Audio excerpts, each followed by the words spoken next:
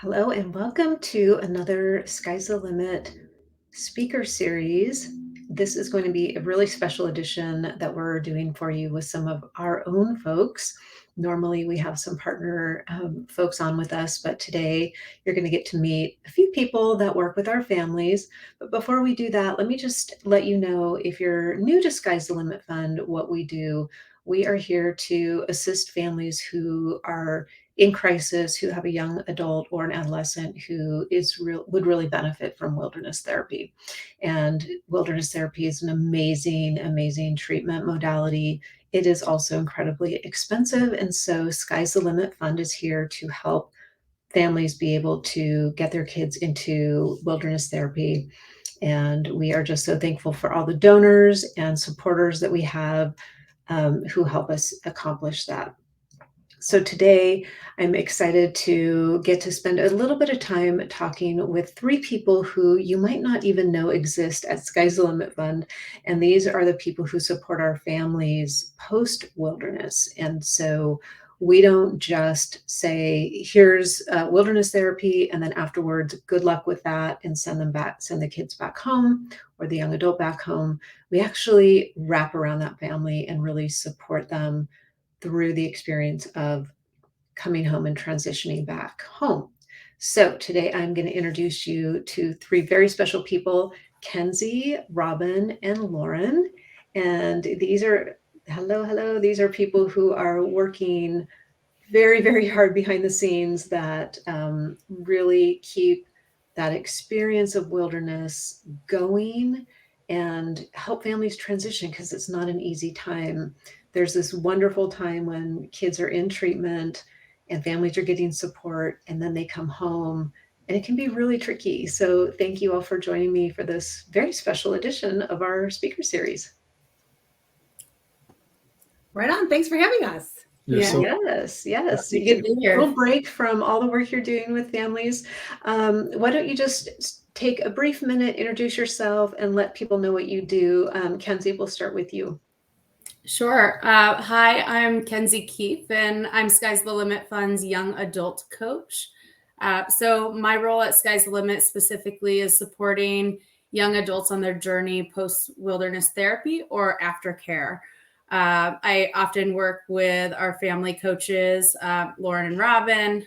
We also have a couple others who we might work together to support the family in their transition and smoothing out, bringing some of those skills back to their home.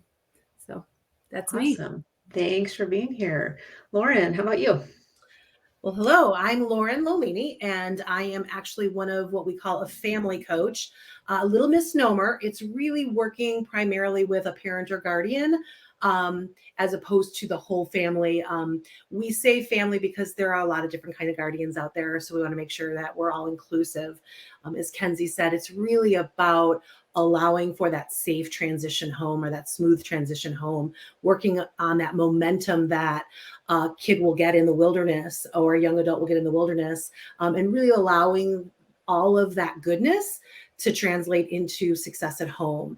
So I'm one of the folks who work with the parents and guardians, really trying to allow them that space to strategize, to vent if they need to really work on some skills to hold those boundaries and keep their young person safe. Awesome. Thanks for being here. And Robin. Hey, everyone. My name's Robin Wolthausen. I'm a parent coach or family coach, as Lauren said, here at Sky's the Limit Fund as well, doing kind of everything she just said and she just mentioned.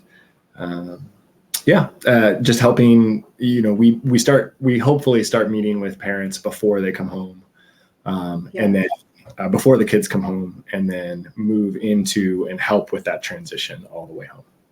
Awesome. And I believe, if I'm correct, that you were a wilderness therapist. Yeah, that's right. A little bit of my background is, I've done I've guided whole families in kind of intensives out in wilderness therapy, as well as been a guide, as well as been a field director. I've held a lot of different roles in that world. Kenzie, I also know, has been has been a guide as well and a manager out there. And Lauren used to part own a company, so we all have our roots deep in the wilderness therapy industry. We're very familiar with it, which really helps us and sets us up for success with knowing what these kids and what these families are dealing with as they anticipate their kid coming home. Yeah, that's and as so Robin important. mentioned, I'm sorry, Brenda, but as Robin mentioned, all of the coaches that we have a wilderness background. So I think that that's kind of the unique dynamic. So when we're collaborating with a wilderness therapist or a program, we really know what's taken place in the wilderness. So since we have a lot of different partner programs, we may not know the absolutely specifics of every program, but we've been out there. So we really know, what not only the young person, accomplished in the field, but we know what the parents went through and the families went through to support them and doing their own work. That's so, so important. I think that's just something really important to highlight because it gives you the ability to speak that same language with the parents because when kids come home, they've experienced so much and it's so unique. And if you didn't have that insight, I think it'd be really difficult to make that bridge for parents to understand really what their child has really learned in that process. So I think that's really important. And Lauren, maybe you can help us understand, because I think this is difficult sometimes to know the difference between what is coaching versus what is therapy, because it kind of sounds like it might be the same thing, but I know there's some unique differences. So maybe you can help us out there.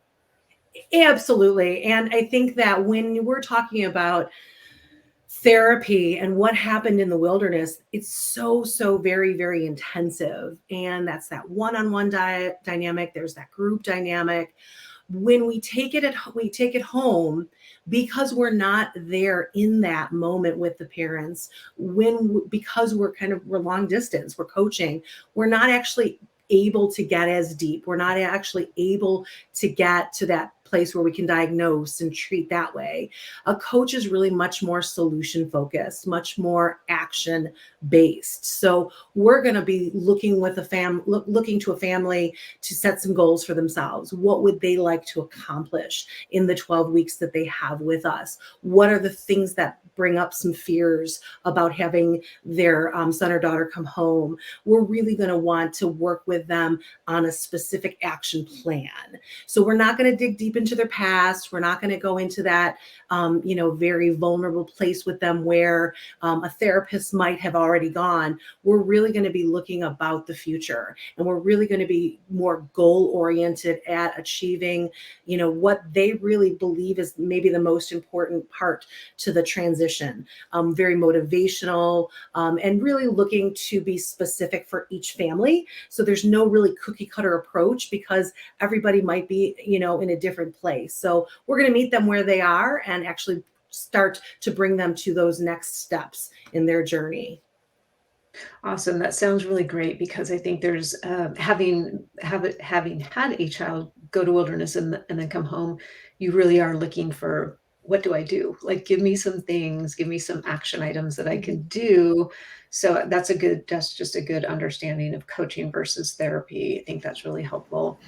And Brenda, if I could just jump in, I think I can speak for all of us as coaches, as pretty much every one of our families leaves every single session with homework to do. Mm-hmm. That's just an essential part of coaching, is that it's like there are tasks that we help people develop and plans and then follow up on the next session. And that just happens session to session and doesn't end the whole time. And then if someone didn't complete a task, we then say, oh, okay, what was the barrier? Why didn't that work? And then we re-strategize the plan so we can help set them up for success to accomplish the original plan. So. That sounds really supportive, because I think sometimes you could feel like, oh, I didn't do my homework, I'm gonna get punished. But it sounds like you just take that and say, okay, well, what got in the way? Like, how are we going to be able to move this forward? So that sounds really nice. Yeah, there's no shame. There's no shame. Yeah. I would tag on to that as well. We're a talkative coaching crew. I love having a conversation with 3 coaches. We're gonna talk for like 8 hours. But I think one of the things, in addition to what Robin and Lauren have shared, that sets us apart a bit from other coaches is that each of us have a mental health and therapeutic background. All of the coaches on our staff are at least master level educated in mental health worlds. So not only have we spent much of our time in the wilderness treatment world, we're also mental health providers in other parts of our careers, which is different from any life coach. Absolutely. That's a really good distinction, Kenzie. I'm glad you made that because in today's world, you can sort of go through some semi-light training and hang out a shingle that says I'm a coach. And I think that's probably fine for some situations, but for what you all are encountering and advising on and coaching through is very, very intense. And it's a very serious family dynamic when you have substance use involved, mental health, that's something that you definitely need that level of education for. So I'm glad you pointed that out. Anything else before we move on from coaching versus therapy? I would love to just know, maybe Robin, you could give us just a picture of what does it look like when a young person comes home from wilderness. I've experienced it, but for somebody who hasn't experienced that, maybe somebody's looking at potentially, working with Sky's the Limit Fund and getting their young person into treatment. What does it look like when they're coming home? Totally. Yeah. Thanks for asking that, Brenda. I think the way to start to answer that question is to make sure we look at the whole picture of what wilderness therapy is as treatment and how it's intervening in this family's kind of like timeline of existence, because they've been a family before wilderness therapy and they'll be a family after. And usually when a family chooses to send a kid or the kid chooses to go to wilderness therapy, it's at a time of potentially the most crisis that the individual or the whole family has been in their entire lives. And then they make this choice and they get a break from that crisis. The parents are not living in as much fear the whole time while the kid is in wilderness therapy. And the kid, whether they're resistant or not, also kind of gets a break from their parents and gets support in ways they may have never had before, from the people around them, from the other kids in the program, an immense amount of therapeutic support from their paraprofessional guides, as well as the therapist out there. Yeah. And then when they come home, that all changes. That break completely ends for the parents. Often there's a lot of fear for the parents when the kid comes home because, everybody's afraid that it's going to go back to how it used to be. And again, very consciously, usually for the parents, that fear is, whereas for the kid, it might be a little more unconscious that it's going to go back to how it was, depending on kind of their relationship to their own behaviors before when they went to wilderness. A big thing for the kid when they come out of wilderness is grief. Not all of them, but most of them on some level had a healthier kind of living environment than they've ever had while they were in wilderness therapy. They had a crew of people around them that supported them no matter what, 24/7. They had deep connection to nature, exercise, healthy food, access to therapy 24/7. We all wish we had that. They're completing things, they're learning things. And these are actually the researched ways that wilderness therapy actually works. And suddenly they lose that entire structure when they come home. Right. And so much of our job as coaches is to help the parents and the kid, but mostly the parents, get to a place where we can kind of mirror a lot of that structure that was so successful for them in wilderness and mirror it at home again. In some sort of structured way, so that it's not such a sharp cliff coming out of wilderness. It's more like a gentle slope back into a life that you and me kind of the normal amount of support that a lot of adults enjoy. That's interesting. I'm glad that you mentioned that grief, because I think that's something that we wouldn't necessarily think about. But you're right, when there's so much, and I think kids can be begrudgingly admit that there were aspects sometimes of wilderness therapy that they liked, and some absolutely love it. So there's a mix. But I've heard even just the disconnection from social media for that period of time can be so healthy. It feels good to them, like, oh, I wasn't looking at my phone 24/7. So that's Yeah. interesting. So Kenzie, you work with young adults. What is that like for a young adult to come home? Because they're in a different position. They're 18 or older, so they're technically an adult, which means life probably looks a little different. Even if they're going home, there's kind of different rules when you're 18. What does that transition look like? I'm sure there's a lot of that same, the grief and the change, but are there some other things that come to mind for you? Absolutely. That's a great question, Brenda. I think of the young adults that we work with really as emerging adults. And this developmental stage of emerging adulthood was coined by Jeffrey Arnett, who kind of looks at, as we've industrialized as a nation, young adulthood really isn't achieved from most young people's perspective until they become financially viable, which might mean Mm, living outside of the home, being able to buy their own food, support themselves, and specifically financially. And in our day and age, that span from 18 to sometimes late 20s, as late as 29 and 30 for some folks, has kind of coined this new term around emerging adulthood, which is a developmental stage where young adults really are coming home and partially needing structure, but really yearning for some independence and trying to like say, I got this, I can do it all on my own. But in all reality, they're coming out of wilderness where again, they're in a really safe and structured environment. They're being woken up every day. There are expectations to be a part of every activity throughout the day. And then they come home and they're looking to go back to school, possibly finish high school, maybe get a job, get started on a career path. And so there's a whole wealth of different things that they might be working on. Um, and and so as a young adult coach, I'm kind of like erring from executive functioning coach, helping them mhm. do day-to-day life tasks, to really trying to integrate what has happened in wilderness and how it can actually be plausible in their day-to-day life. As Robin spoke to the health that they're experiencing in wilderness. Okay, you're not going. In fact, some kids come out. Kids, young adults say, I hated hiking. I go, okay, but you felt good. So what else do we Right. want to do? Do we want to walk the dog? Do we want to get to the gym and lift weights again? Are you a CrossFitter?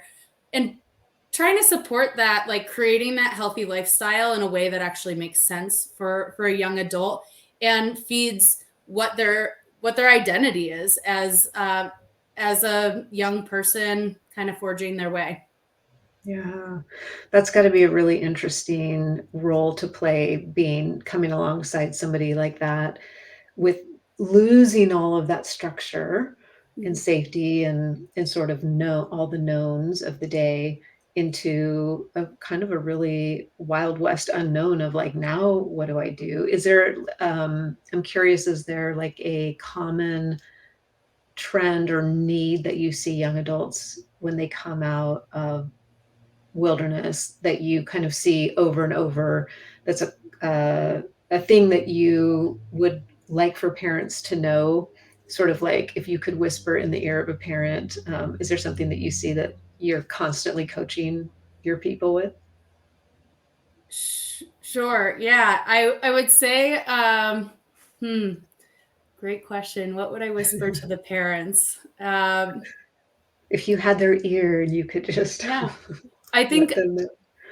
I would say, look, this is a different person than who left. Hmm. And they really want to be seen for Hmm. the the strength that they have and the formation that they've experienced. Yeah. And it's going to be hard, but we're going to need to work towards trusting that and allowing them to make mistakes because we're all going to make mistakes.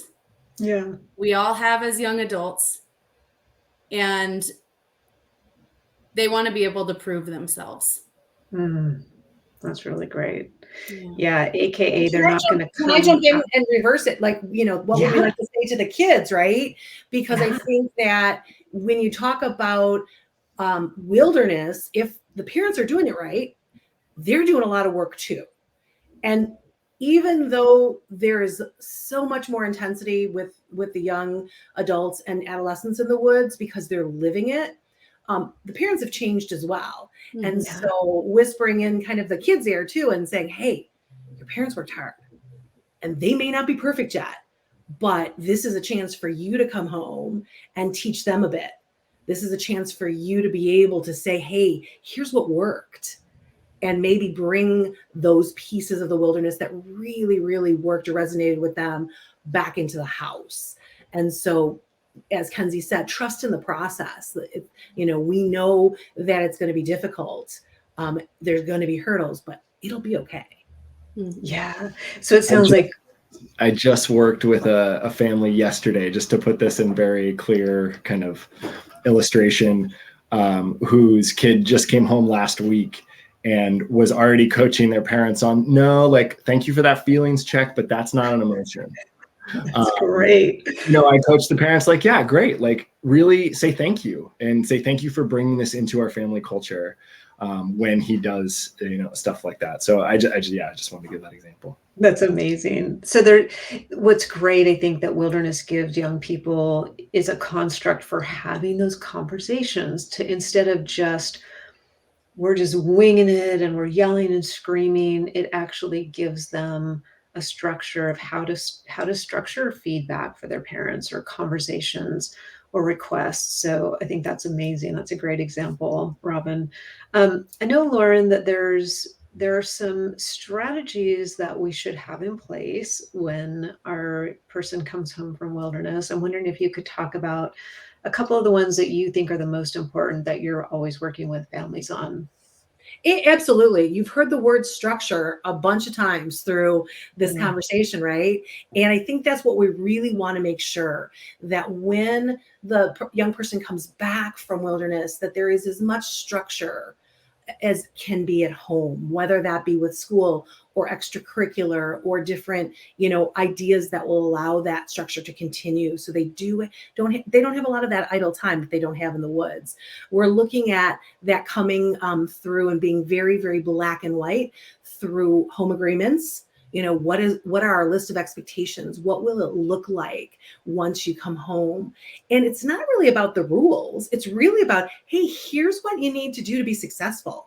And here's what we're going to do to help you be successful. So that home agreement, those lists of expectations, that's really, really important. Having a therapeutic team around them is really important. Being able to, transition to a therapist or go back to a therapist they know, group therapy, maybe, psychiatry, whatever that therapeutic need, a student might need. Like, we want to make sure that that's in place and that's solid, and that those professionals know the experience. They know the progress that was made. They know where this young person kind of ended up after their time in the woods. And then I think it's really important to understand that if they're going back to school, that there really needs to be a specific reintegration into the school, right? Allowing that child to come back and not have a target on their backs and not be like, oh, that's the kid who's away, right? And the idea of the, success, and what does that look like? What kind of learning styles do they have? Going kind of past the 504 IEP kind of thing and moving it specific to that child. Will this school be able to hold them? Will there be a go-to person if they're having a struggle during the day? Is there a learning style or a difference that we identified in the wilderness? Really, what's going to be the plan for school success? That's, I think, just as important as the success that they have at home or that plan that they have at home. Yeah, that's so important. I think those are things that you just don't even think about, especially when if your son or daughter first goes off to wilderness, you're just sort of like, whoo, there's that time of quiet and some relief. And then it's so great that they get a coach to think through all of those details because, man, the school thing is so difficult. And yeah, thinking through, is this even the right school situation? Because I know there's just a lot of fear. It's like, oh, and I remember feeling this, can I just keep him in wilderness till he's like 22? Because it's such a great place. So safe. So those are great. And I love how you talk about a home agreement instead of like a contract, which to me always feels kind of punitive and like you are going to do this. And I think you said, I'm not sure of your exact words, but here are the things that we're going to agree to I don't know, I'm probably misquoting you, but it seemed very positive versus restrictive, like you can't It's do all this and you about can't do this success. and you can't do this. It's all about success, right? So what is the Yes. path to success, right? So what we'll hope to do is be able to connect with the family prior to their graduation and hopefully work with them a bit on that agreement in conjunction with the wilderness therapist or the therapist they're working with, in the program, and really allow that agreement to go into the woods, allow that child to see it, maybe weigh in on it, maybe say, hey, you know what, I don't think that's going to work, but maybe this will work, so that it's not a surprise when they come home, and that hopefully at that graduation, they're able to all talk about it, discuss it, because there's going to be points that not everyone's going to agree on. That doesn't mean that they shouldn't be in the agreement, but there really needs to be discussion around that. Yeah, that makes a ton of sense. I'm wondering about other support that might be in the local community, because I know we want to sort of wrap them. I think of it as bubble wrapping. Like we want to bubble wrap them as much as we can when they get home with other kinds of support services. So I don't know, Kenzie or Robin, what do you see as sort of other strategies that we can put in place if we have a home agreement, but maybe they're not even living at home? What if they are going and living somewhere else or an apartment or back to community college? Are there other things that we should be thinking about as far as community support or self-care or anything like that? Yeah, I would say, especially for these emerging adults, young adults, Lauren spoke well to connecting to the local continuum of care, which is connecting to a therapist that's nearby and likely someone that you can see in person or is in your community and knows the resources available. Connecting to a psychiatrist, a PCP, your insurance agency, wherever that lands. And for young adults, especially, a lot of their life, their parents have chosen those things for them, whether that be who their therapist is or where they go to see the doctor.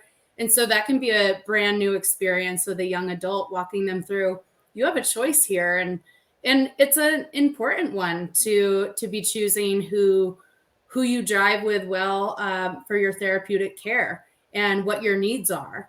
So that's one of the things. And I would say I'm working a lot with folks around wellness planning.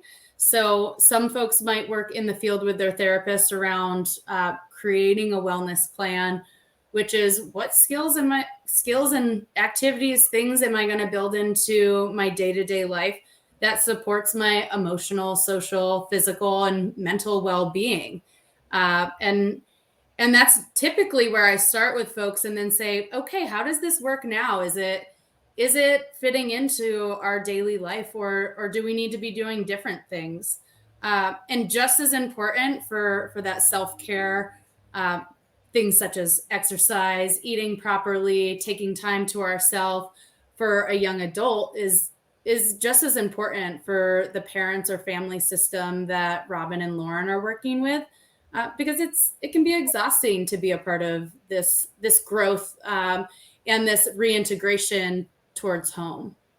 Yeah, that's great because it sounds like it would be nice to be on the receiving end of that, for somebody to be talking to me about wellness and about how am I going to structure my life around that, instead of always focusing on don't use substances, don't relapse. Like it's just such a different conversation. So I think that sounds really great. In the last couple minutes that we have, is there anything that we have forgotten? Any from insider tips, because you all are on the inside of these conversations every single day and you see patterns in families. Is there anything else that a family can do to set themselves up for success, whether that's before their young adult or their adolescent comes home or during that transition? Any little secrets that you want to share with us? I don't think it's so much a secret as a necessity. Communicating, being able to communicate, being able to talk through something, being able to set the expectation and follow through with it. If there's a conflict, being able to step away and come back and close the loop. So that communication piece is really, really big. And we see it in the wilderness on so many different levels, you know, the individual check-ins, the group check-ins, the check-ins when we do something well, the check-ins when we do something bad, you know, whatever. Like there's all of that that's happening in the woods. And so bringing that back home in a way that family dynamic can work and hold that those communication skills solid for the young person coming home, and continuing that, because there's that momentum, you know. So communication is huge. Like that communication. Anything else, Robin or Kenzie, that maybe a parent thinks they're doing right, but it's actually not super helpful, or something that they might completely forget about that's just a small thing that they could do to improve the transition home? I just always encourage people, and it's kind of my philosophy to really encourage the things that are already going well in each individual in the family system or in the community or the kid, and then try to minimize and work on the things that aren't going well. Like we can't get rid of them, but we can go to therapy about them. Like parents should be in therapy. Oftentimes they don't think they should be, but usually they should. Everyone gets developed in their behaviors in a system. Like a kid doesn't come from nowhere, it comes from a family. And so that's what and then also thinking about what the other strengths are in the community, like churches, like sports, like jobs the kid could get. There's whatever is going to motivate a person to move towards a more healthy way of being. And I think oftentimes we just stay stuck in just the family system when there's a whole community around them as well. That often can include extended family as well. So that's kind of like my last 2 cents of sometimes what families don't always think about. Yeah, no, I can see how it would be, so many of our resources and our attention are focused on that one individual. And, we send them to the therapist and the gym and all of these things. And I agree. I think having parents in therapy is just invaluable when you're talking about trying to get to a healthier place as a team, really, like the family as a team, and you're wanting to make everybody better. Kenzie, anything come to mind for you of things that maybe there's something that parents are doing unknowingly that could be hindering the coming home transition?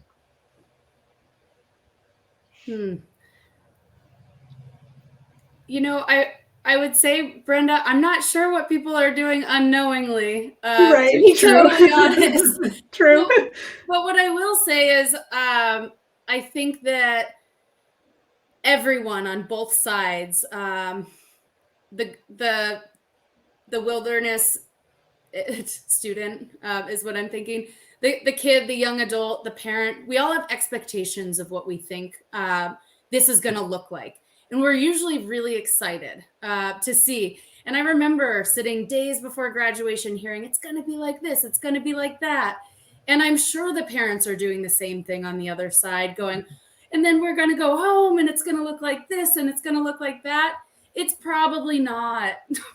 And I hate to burst the bubble, but I think it's important to burst the bubble and say our expectations are sweet and they're amazing. They're the the golden standard is usually what our expectations look like.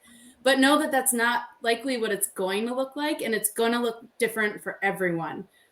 So when we meet you where you're at, we know that this is a normal place to be, even though it's different from everybody else, because the journey post-wilderness therapy is difficult, and it has its really sweet moments, but don't let our expectations guide or prove to you what your success is actually looking like, because success is truly built from building more resilience as a family unit, and that's not possible until the family member comes home for the full circle. Right.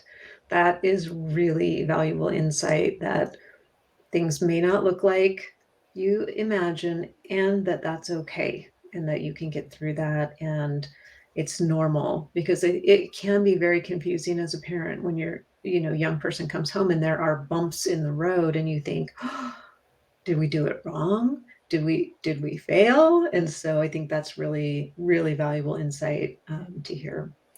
Thank you all for coming on and taking a little bit of time out of your day. I know you've probably got families that you're needing to get back to. So thank you so much for speaking out to people who are probably in a difficult place right now, right? If you're listening, you're probably either considering wilderness, or maybe your child's in wilderness and that coming home transition is in the foreground. And so this has just been really insightful, and thank you so much. Thank you. Of course. Yeah, thank you, Brenda. Thanks.